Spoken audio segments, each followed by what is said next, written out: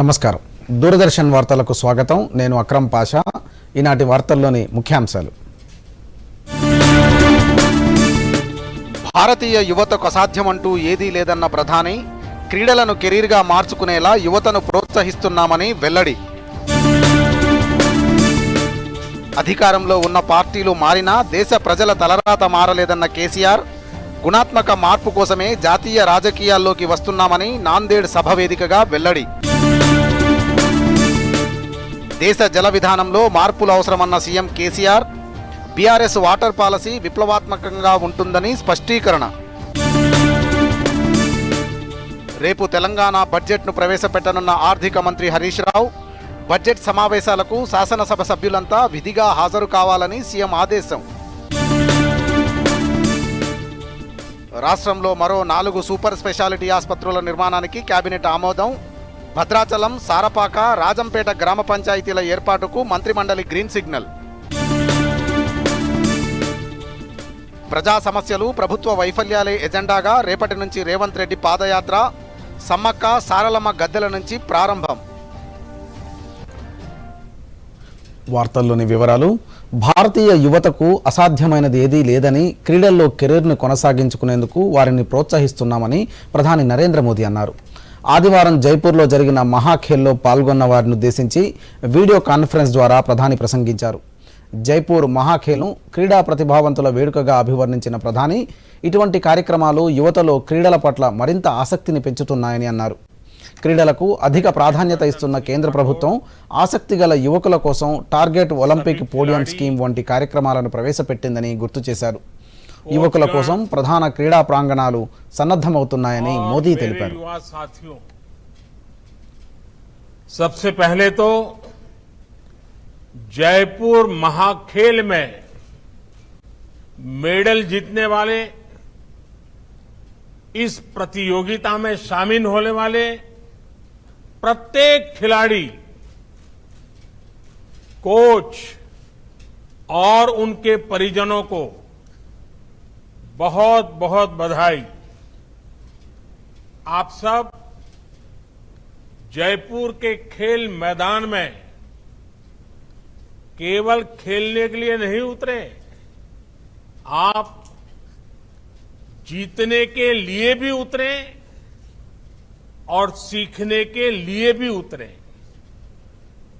और जहां सीख होती है वहां जीत अपने आप सुनिश्चित हो जाती है। खेल के मैदान से कभी कोई खिलाड़ी खाली हाथ नहीं लौटता। साथियों, अभी हम सभी ने कबड्डी के खिलाड़ियों का शानदार खेल भी देखा। मैं देख रहा हूं आज के इस समापन समारोह में कई ऐसे चेहरे मौजूद हैं जिन्होंने खेलों में अंतर्राष्ट्रीय स्तर पर भारत का नाम रोशन किया है। రేపు అసెంబ్లీలో ఆర్థిక మంత్రి హరీష్ రావు బడ్జెట్ ప్రవేశపెట్టనున్న నేపథ్యంలో ముఖ్యమంత్రి కేసీఆర్ అధ్యక్షతన ప్రగతి భవన్లో జరిగిన కేబినెట్ భేటీలో బడ్జెట్ ప్రతిపాదనలపై చర్చించి ఆమోదం తెలిపారు. అధికారులు అందించిన ఆదాయ వ్యయాల వివరాలను సావధానంగా పరిశీలించిన ముఖ్యమంత్రి బడ్జెట్ రూపకల్పన, ప్రభుత్వ ప్రాధాన్యాలు, నిధుల కేటాయింపు తదితరాలకు సంబంధించి మంత్రులకు ముఖ్యమంత్రి కేసీఆర్ మార్గనిర్దేశం చేశారు. బడ్జెట్ సమావేశాలకు సభ్యులంతా విధిగా హాజరు కావాలని సీఎం కేసీఆర్ ఆదేశించారు. వీటితో పాటు మంత్రిమండలి మరికొన్ని కీలక నిర్ణయాలు తీసుకుంది. 4 కొత్త ఆసుపత్రుల నిర్మాణం కోసం రుణానికి కేబినెట్ ఆమోద ముద్ర వేసింది. వరంగల్లో సూపర్ స్పెషాలిటీ ఆసుపత్రి నిర్మాణానికి 1200 కోట్లు, హైదరాబాద్లోని 3 ఆసుపత్రుల నిర్మాణం కోసం 2800 కోట్ల రూపాయలు అప్పు ద్వారా సమీకరించుకోనున్నారు. భద్రాచలం, సారపాక, రాజంపేట గ్రామ పంచాయతీల ఏర్పాటుకు కేబినెట్ ఆమోదం తెలిపింది. మున్సిపాలిటీలుగా మార్చాలన్న ప్రతిపాదనలకు ట్రైబల్ అడ్వైజరీ కౌన్సిల్ అనుమతి లభించడంతో తిరిగి మళ్లీ పంచాయతీలుగానే కొనసాగించాలని నిర్ణయించారు. 3 గ్రామ పంచాయతీలుగా భద్రాచలం, 2 పంచాయతీలుగా సారపాకను విభజించారు. రాజంపేట గ్రామ పంచాయతీగా కొనసాగనుంది. ఇందుకు సంబంధించి పంచాయతీరాజ్ శాఖ గతంలోనే ఉత్తర్వులు జారీ చేయగా మంత్రివర్గం ఇవాళ ఆమోద ముద్ర వేసింది.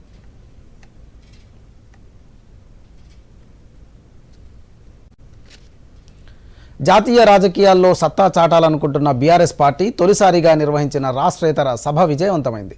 నాందేడ్ వేదికగా జరిగిన సభకు జనం భారీగా తరలివచ్చారు. ముందుగా అంచనా వేసినట్లే నాందేడ్ జిల్లాకు చెందిన పలువురు ప్రజాప్రతినిధులు బీఆర్ఎస్ తీర్థం పుచ్చుకున్నారు. ఇక ఈ సభ వేదికగా సీఎం కేసీఆర్ జాతీయ రాజకీయాల్లో ఎందుకు రావాలనుకుంటున్నామో, వస్తే ఏం చేస్తామో చెప్పారు. వివరాలు. దేశవ్యాప్తంగా తెలంగాణ మోడల్ను అమలు చేయాలనే సంకల్పంతో ఆవిర్భవించిన బీఆర్ఎస్ తన తొలి రాష్ట్రేతర సభను మహారాష్ట్రలోని నాందేడ్లో ఆర్భాటంగా నిర్వహించింది. బీఆర్ఎస్ సభ నేపథ్యంలో నాందేడ్ నగరమంతా గులాబీమయమైంది. ప్రధాన రహదారుల్లో సైతం కేసీఆర్ కటౌట్లు, బీఆర్ఎస్ ఫ్లెక్సీలు పెద్ద ఎత్తున వెలిశాయి. మహారాష్ట్రలోని తెలంగాణ సమీప గ్రామాల నుంచి కూడా పెద్ద ఎత్తున ప్రజలు సభకు తరలివచ్చారు. బీఆర్ఎస్ పార్టీ ప్రతిష్టాత్మకంగా నాందేడ్లో నిర్వహించిన సభలో పాల్గొనేందుకు ముఖ్యమంత్రి కేసీఆర్ బేగంపేట ఎయిర్పోర్ట్ నుంచి ప్రత్యేక విమానంలో బయలుదేరి వెళ్లారు. నాందేడ్ విమానాశ్రయం సమీపంలోని ఛత్రపతి శివాజీ విగ్రహానికి పూలమాల వేసి నివాళులర్పించిన కేసీఆర్ అక్కడి నుంచి ప్రత్యేక బస్సులో గురుద్వారాకు వెళ్లారు. గురుద్వారాలో కేసీఆర్ ప్రత్యేక ప్రార్థనలు చేశారు. ప్రార్థనల అనంతరం కేసీఆర్ను సిక్కుమత గురువులు ఆశీర్వదించారు. సీఎం కేసీఆర్ వెంట ఎమ్మెల్సీ కవితతో పాటు పలువురు ఎంపీలు, మంత్రులు, ఎమ్మెల్యేలు ఉన్నారు. గురుద్వారా నుంచి నేరుగా నాందేడ్ రైల్వే స్టేషన్ ఎదురుగా ఉన్న గురు గోవింద్ సింగ్ గ్రౌండ్లోని సభాస్థలి వద్దకు చేరుకున్నారు. సభా వేదికపై ఏర్పాటు చేసిన డాక్టర్ బిఆర్ అంబేద్కర్, మరాఠా యోధుల ప్రతిమలకు ముఖ్యమంత్రి కేసీఆర్ పుష్పాంజలి ఘటించారు. మహిళల విద్యాభ్యున్నతికి కృషి చేసిన అన్నా బావుసాట్, అహల్యాభాయి హోవల్కర్, మరాఠ్వాడా పోరాట యోధుల ఛత్రపతి శివాజీ, రాణా ప్రతాప్, లోకమాన్య తిలక్, రాజ్యాంగ నిర్మాత అంబేద్కర్ విగ్రహాలకు కేసీఆర్ నివాళులర్పించారు. కేసీఆర్ రాకను పురస్కరించుకొని నాందేడ్ వాసులు భారీ సంఖ్యలో భారత రాష్ట్ర సమితి పార్టీలో చేరారు.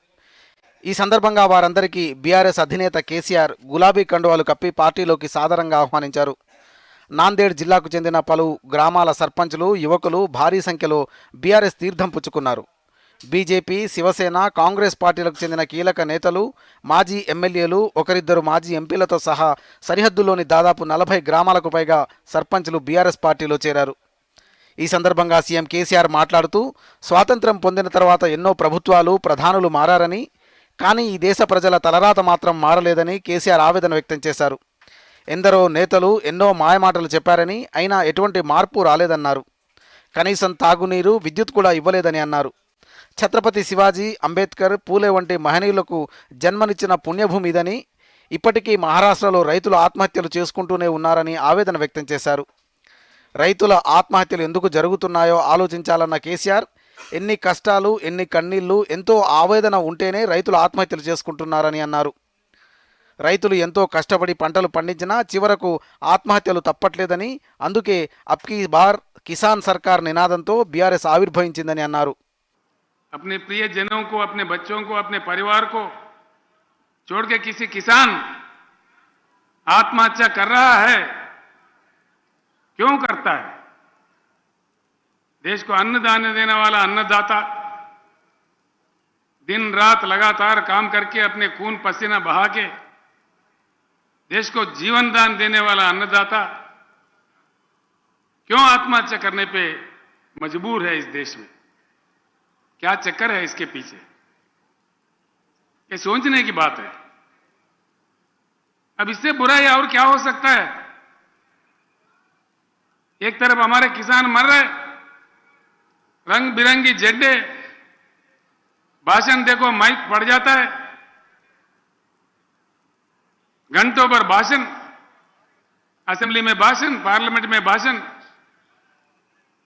लेकिन किसानों के जो प्रेत, धान के जगह जो प्रेत उग रहे हैं किसानों के खेत में, इसमें रुकावट नहीं आ रही है. इसीलिए बीआरएस का सबसे पहले नारा हिंदुस्तान में पहली बार किसी पार्टी ने कहा है, वो बीआरएस पार्टी है, अब की बार किसान सरकार.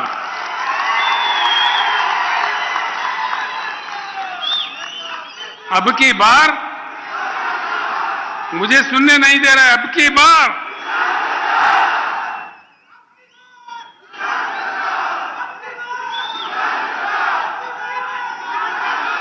ये बात अगर हमारे किसान समझे, हमारे किसान अगर इस बात को समझे धर्म के नाम पे, रंग बिरंगी झंडों के नाम पे, जाति के नाम पे, राजनीतिक पार्टियों के नाम पे बंटवारा नहीं होते हुए अगर हम एकत्रित हो, एकजुट हो, वज्रमूठ हो, ये कोई असंभव बात नहीं है। Bureau report, Doordarshan news. త్వరగా కానీ గురు, ప్లీజ్ త్వరగా. ఇంకో మ్యాచ్ ఏదైనా ఉందా? అలాంటిదే అనుకో గురు, బ్యాంక్ వెళ్ళాలి తాతగారిని తీసుకొని. అవును కదా, వయసు అయిపోయినప్పుడు అప్పుడప్పుడు సహాయం కావాలి మరి. కానీ బ్యాంకింగ్ కాదు. అయినా గానీ ఆర్బీఐ ఉంటుంది, సీనియర్ సిటిజన్స్ అందరికంటే ముందని. మీరు 70 ఏళ్లు నిండిన వారైనా, మీరు బ్యాంకుకి వెళ్ళలేకపోయినా బ్యాంకు మీ దగ్గరికి వస్తుంది అవసరమైన సేవలతో, అది యోగ్యమైన ధరలకి. సీనియర్ అందరికన్నా ముందు. ఆర్బీఐ అంటుంది, విషయాలు తెలుసుకోండి, జాగరూకంగా ఉండండి. మీ కిసాన్ క్రెడిట్ కార్డుతో పొలానికి సంబంధించిన అవసరమైన పెట్టుబడులు, ఖర్చులు, క్యాష్ లావాదేవీలు లేకుండా మీరు రోజు బ్యాంకుకు వెళ్లకుండా కార్డు ద్వారా కానీ ఫోన్ ద్వారా కానీ చేసుకోవచ్చు. మీ లావాదేవీల సమయంలో మీ పిన్, ఓటీపీ, సివివి వివరాలు ఎవరికీ తెలియజేయకండి. సురక్షిత బ్యాంక్ డిజిటల్ లావాదేవీలు చేయండి. జారీ చేయవారు నాబార్డు ప్రాంతీయ కార్యాలయం, తెలంగాణ. వార్తలకు పునఃస్వాగతం. చిన్న చిన్న దేశాలు కూడా అద్భుతంగా ప్రగతి సాధిస్తున్నాయని తెలంగాణ ముఖ్యమంత్రి కేసీఆర్ అన్నారు. దేశంలో గుణాత్మక మార్పు తీసుకురావడమే బీఆర్ఎస్ పార్టీ లక్ష్యమని పునరుద్ఘాటించారు. నాందేడ్లో నిర్వహించిన బహిరంగ సభ పూర్తయిన అనంతరం ఆయన మీడియాతో మాట్లాడారు. దేశంలో ప్రజలకు సరిపడా సహజ వనరులు ఉన్నాయని, దేశంలో ఏటా 140,000 టీఎంసీల మేర వర్షం కురుస్తోందన్న కేసీఆర్, దేశంలో సాగు అవసరాల కోసం 40,000 టీఎంసీలు సరిపోతాయని అన్నారు. ప్రభుత్వం తలుచుకుంటే దేశంలో ప్రతి ఎకరాకు సాగునీరు ఇవ్వొచ్చని అన్నారు. 2004లో వేసిన బ్రిజేష్ కుమార్ ట్రైబ్యునల్ ఇప్పటి వరకు నీటి వాటాలు తేల్చలేదని, ఇప్పటికీ రాష్ట్రాల మధ్య నీటి యుద్ధాలు ఎందుకు జరుగుతున్నాయని ప్రశ్నించారు.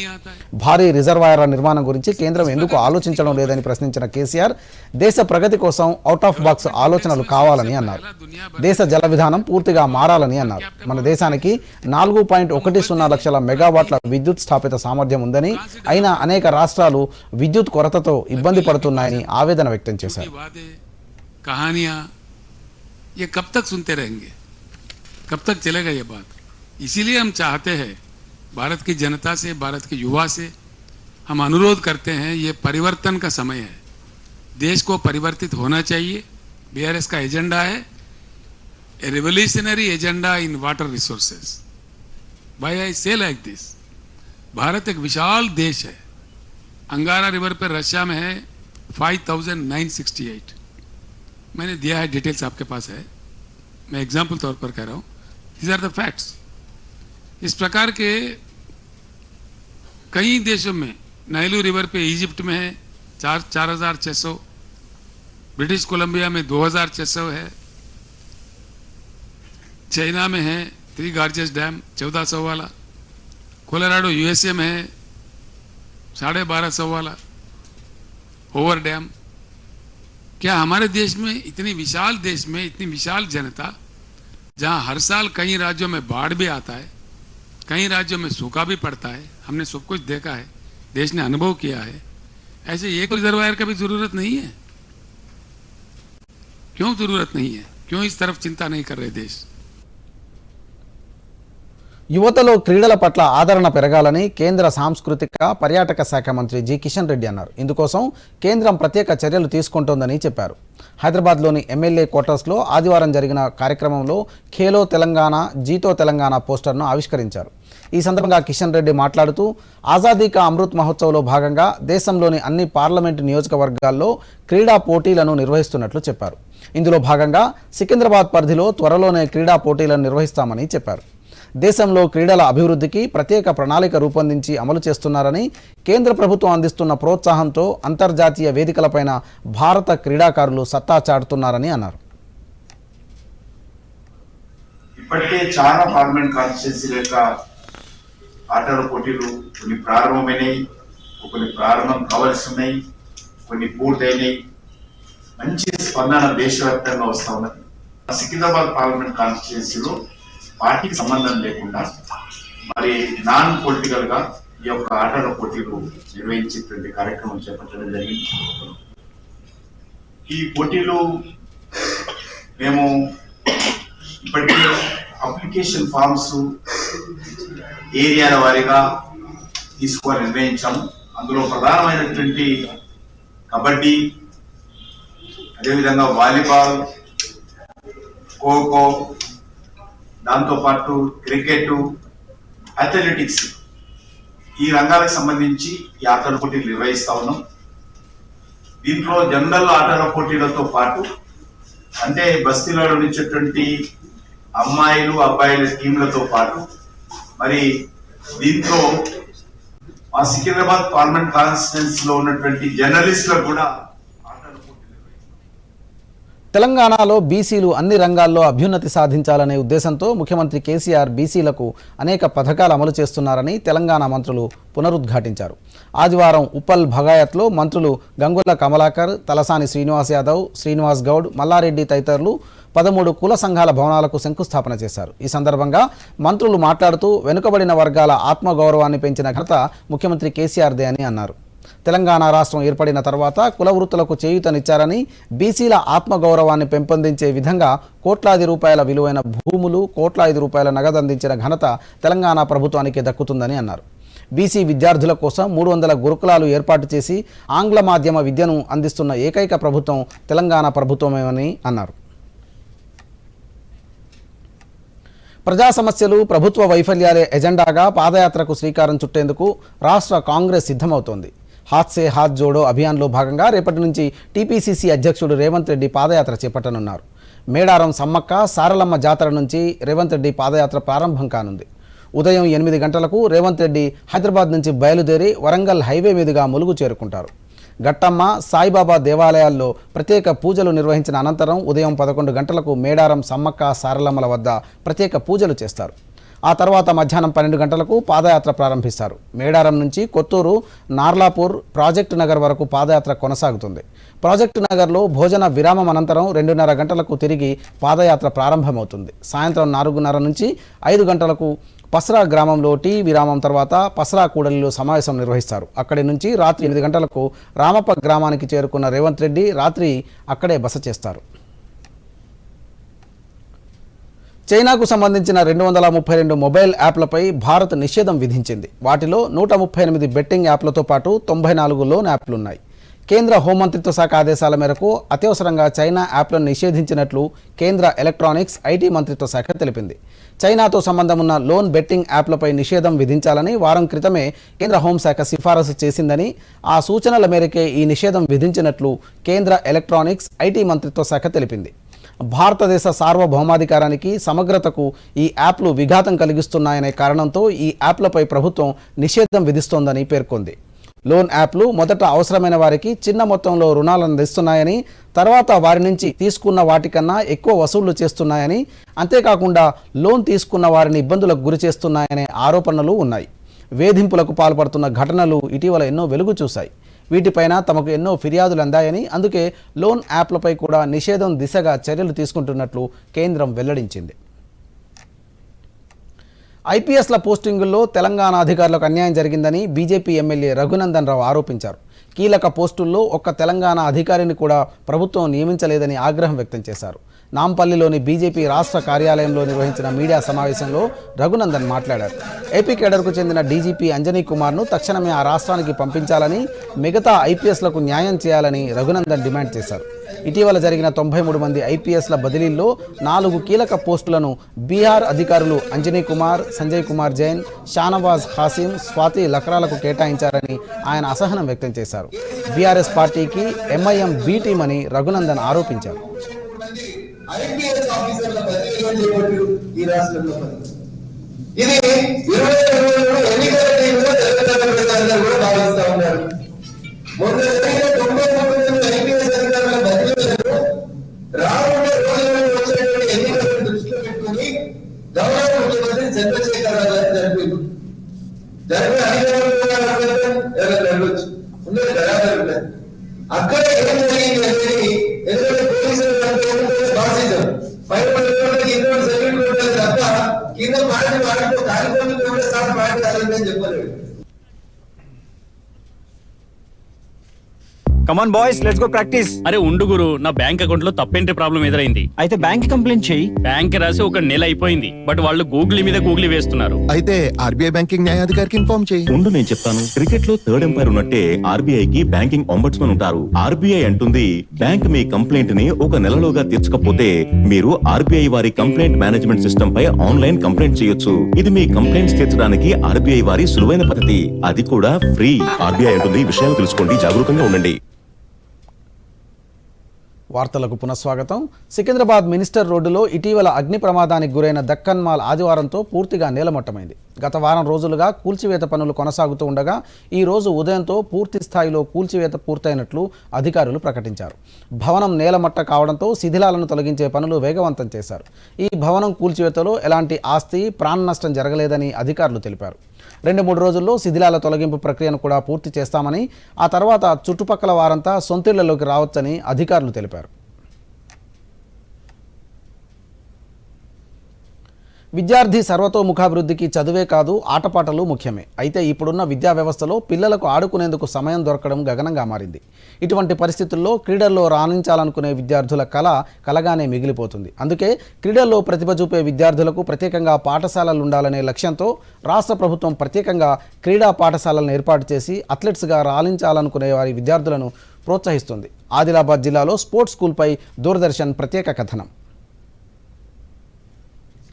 క్రీడల్లో ఆసక్తి ఉన్న విద్యార్థులను ఆ దిశగా ప్రోత్సహించే లక్ష్యంతో 2016లో తెలంగాణ ప్రభుత్వం హైదరాబాద్, కరీంనగర్, ఆదిలాబాద్ జిల్లాల్లో 3 క్రీడా పాఠశాలలను ఏర్పాటు చేయగా గిరిజన ప్రాంతాలు అధికంగా ఉండే ఆదిలాబాద్ క్రీడా పాఠశాల విద్యార్థులు సత్తా చాటుతున్నారు. 4, 5 తరగతులతో ప్రారంభమైన ఈ పాఠశాలను ప్రాథమికోన్నత పాఠశాలగా మార్చగా ఇక్కడ 33 జిల్లాల నుంచి 200 మంది విద్యార్థులు జూడో, బాక్సింగ్, అథ్లెటిక్స్, బ్యాడ్మింటన్ క్రీడాంశాల్లో శిక్షణ పొందుతున్నారు. తెలంగాణలోనే ఆదిలాబాద్ క్రీడా పాఠశాల 210 పథకాలతో పట్టికలో అగ్రస్థానంలో నిలవడం విశేషం. నేను ఈ మెడల్ వరంగల్లో గెలిచాను. గెలిచి నేషనల్కి వెళ్ళాను. నేషనల్ అస్సాంలో జరిగింది, అక్కడ కూడా బాగా ఆడాను. భవిష్యత్తులో మంచి ప్లేయర్ అవ్వాలనుకుంటున్నాను. నేషనల్ మెడల్ కొట్ట, ఇంటర్నేషనల్ మెడల్ ఆడాలనుకుంటున్నాను. మెడల్ కొట్టి ఒలింపిక్ మంచి అందరికీ దేశానికి మంచి పేరు తేవాలనుకుంటున్నాను. స్పోర్ట్స్లో మాకు నాది బ్యాడ్మింటన్ ఈవెంట్, అందులో స్టేట్ లెవెల్లో సిల్వర్ మెడల్ ఉంది నాకు. అథ్లెటిక్స్లో నేషనల్ వరకు వెళ్ళారు. నేషనల్లో కూడా మెడల్స్ ఉన్నాయి, ఓపెన్ నేషనల్స్లో మెడల్స్ ఉన్నాయి, బాక్సింగ్లో నేషనల్ మెడల్స్ ఉన్నాయి, జూడోలో కూడా నేషనల్ మెడల్స్ ఉన్నాయి. అందరూ మాకు కోచ్ సార్లు కూడా మంచి ఫెసిలిటీస్ ఇప్పిస్తున్నారు. మేము ఫ్యూచర్లో మంచి స్పోర్ట్స్ పర్సన్స్ ఒలింపిక్స్ ఆడాలనుకుంటున్నాము. మేము ఓపెన్ నేషనల్లో గోల్డ్ కొట్టినాం. అట్లనే మొన్న కర్ణాటకలో వెళ్ళినాం బ్రాంజ్, తర్వాత హర్యానాకి వెళ్ళి ఆడినాం. ప్రైవేట్ మీట్స్ ఎన్నో ఆడినాం. దాంట్లో మా కోచ్ బాగా చేయించారు. నేను ఇండియా తరఫున ఆడాలని నా కోరిక ఉంది. ఆదిలాబాద్ స్పోర్ట్స్ స్కూల్లో అందుబాటులో ఉన్న సదుపాయాలపై విద్యార్థులు సంతృప్తి వ్యక్తం చేస్తున్నారు. రాష్ట్ర స్థాయిలోనే కాకుండా జాతీయ స్థాయి క్రీడల్లో పాల్గొని పతకాలు సాధించడమే తమ లక్ష్యమంటున్నారు విద్యార్థులు. ప్రథమ స్థానంలో మన ఆదిలాబాద్ క్రీడా పాఠశాలనే ఉంది. అదేవిధంగా 2017-18 సంవత్సరంలో సబ్ జూనియర్ స్థాయిలో ఓవరాల్ స్టేట్ ఛాంపియన్షిప్ కొట్టాము. సేమ్ అదేవిధంగా 2018-19 అకాడమిక్ ఇయర్ కూడా ఓవరాల్ ఛాంపియన్ కొట్టాము. 2019-20 కూడా మంచిర్యాలలో జరిగిన స్టేట్ మీట్లో కూడా ఓవరాల్ ఛాంపియన్ సాధించడం జరిగింది. ఇలా 3 ఇయర్స్ కంటిన్యూ సబ్ జూనియర్ స్టాండర్డ్లో ఓవరాల్ ఛాంపియన్ కొట్టాము. రాష్ట్ర ప్రభుత్వం స్పోర్ట్స్కు అధిక ప్రాధాన్యత ఇస్తోందని, ఈ అవకాశాన్ని సద్వినియోగం చేసుకుంటూ తమ విద్యార్థులు మేటి అథ్లెట్లుగా తీర్చిదిద్దేందుకు కృషి చేస్తున్నామని చెబుతున్నారు శిక్షకులు. జాతీయ స్థాయి క్రీడల్లో ప్రాతినిధ్యం వహించడమే లక్ష్యంగా వివిధ క్రీడాంశాల్లో శిక్షణ ఇస్తున్నామని చెబుతున్నారు. తెలంగాణ స్పోర్ట్స్ స్కూల్ ఆదిలాబాద్లో 4 మెంబర్స్ కోచెస్ ఉన్నారు. Judo, athletics, boxing and badminton అన్ని యాక్టివిటీస్లో పార్టిసిపేట్ అవుతారు. ఎస్సే రైటింగ్, డ్రాయింగ్ కాంపిటీషన్స్ కానీ, తర్వాత కల్చరల్ యాక్టివిటీస్ కానీ అన్నిట్లో కూడా చాలా వాళ్ళు ప్రతిభ చూపిస్తారు. యాక్చువల్గా చెప్పాలంటే ఆల్రౌండర్స్గా ఇక్కడ తీర్చిదిద్దడం జరుగుతుంది మన స్పోర్ట్స్ స్కూల్లో. Bureau report, Doordarshan news. దేశంలోని అన్ని హెలికాప్టర్ల అవసరాలను తీర్చే వన్ స్టాప్ సొల్యూషన్ లక్ష్యంగా కర్ణాటకలోని తుముకూరులో 615 ఎకరాల విస్తీర్ణంలో గ్రీన్ఫీల్డ్ హెలికాప్టర్ ఫ్యాక్టరీని ఏర్పాటు చేశారు. రేపు మధ్యాహ్నం 3:30 ప్రధాని మోదీ హెచ్ఏఎల్ ఫ్యాక్టరీని ప్రారంభించి జాతికి అంకితం చేయనున్నారు. భారత్లోనే అతిపెద్ద హెలికాప్టర్ తయారీ సౌకర్యాలు కలిగిన ఈ ఫ్యాక్టరీలో మొదట లైట్ యూటిలిటీ హెలికాప్టర్లు తయారు చేయనున్నారు. ఈ LUHలు పూర్తి స్వదేశీ పరిజ్ఞానంతో డిజైన్ చేయబడ్డవి. ఇందులో 3 ton class single engine multipurpose utility హెలికాప్టర్గా అభివృద్ధి చేయనున్నారు. ప్రతి సంవత్సరం 30 హెలికాప్టర్ల వరకు తయారు చేసి దశల వారీగా ఏడాదికి 60 నుంచి 90 వరకు తయారు చేస్తారు. తొలి LUHకు ఫ్లైట్ టెస్ట్ పూర్తి చేసి ఆవిష్కరణకు సిద్ధం చేశారు.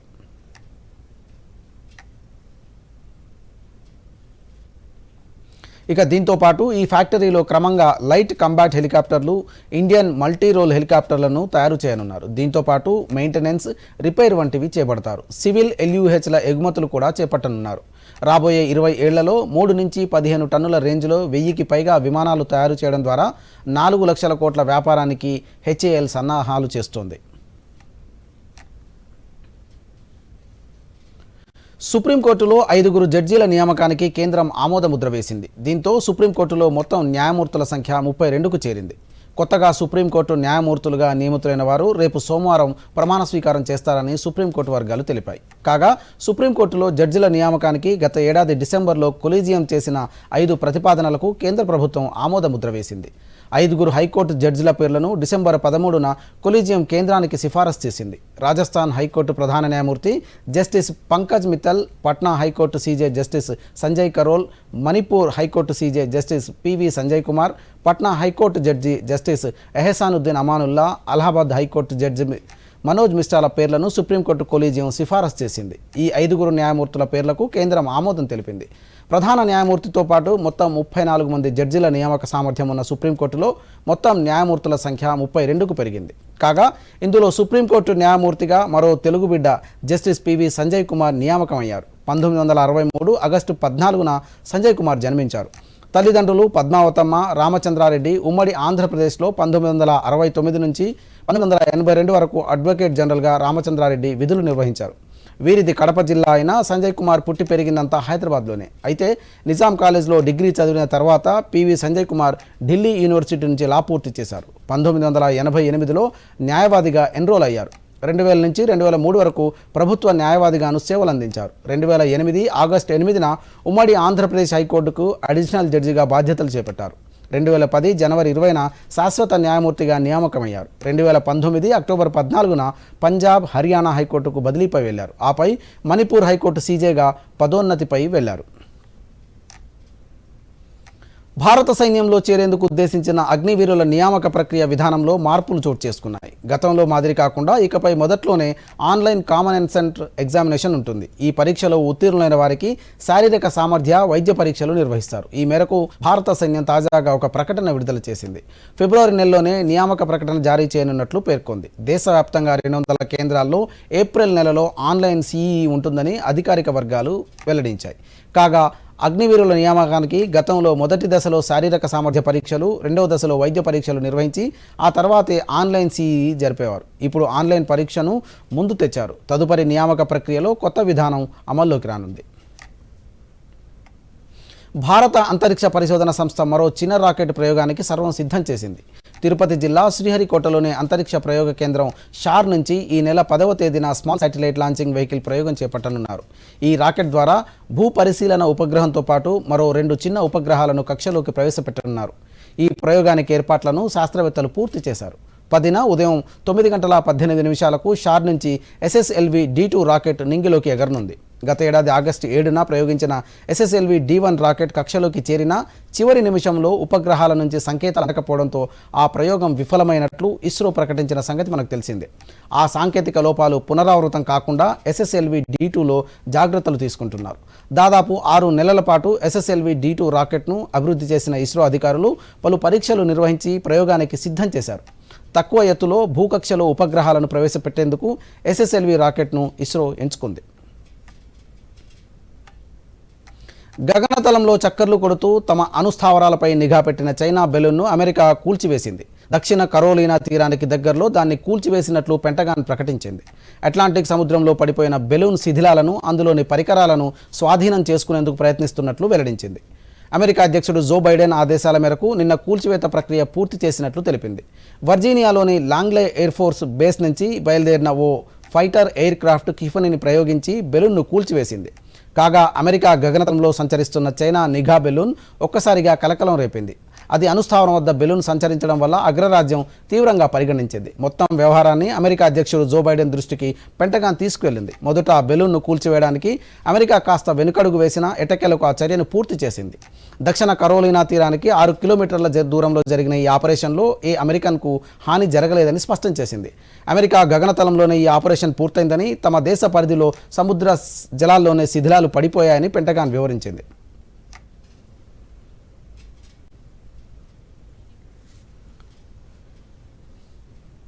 ఇక వార్తలు ముగించే ముందు ముఖ్యాంశాలు మరోసారి చూద్దాం. నమస్కారం. దూరదర్శన్ యాదగిరి వార్తలను ఇప్పుడు సోషల్ మీడియాలో కూడా చూడవచ్చు. యూట్యూబ్లో అయితే డిడి న్యూస్ తెలంగాణ, ట్విట్టర్ వేదికగా అయితే DD news Telangana @Yadagiri news, మరియు ఫేస్బుక్లో అయితే డిడి న్యూస్ తెలంగాణలో చూసి సబ్స్క్రైబ్ చేసి లైక్ చేయండి, షేర్ చేయండి.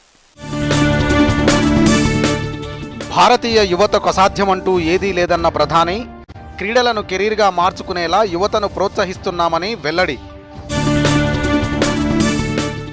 అధికారంలో ఉన్న పార్టీలు మారినా దేశ ప్రజల తలరాత మారలేదన్న కేసీఆర్, గుణాత్మక మార్పు కోసమే జాతీయ రాజకీయాల్లోకి వస్తున్నామని నాందేడ్ సభ వేదికగా వెల్లడి.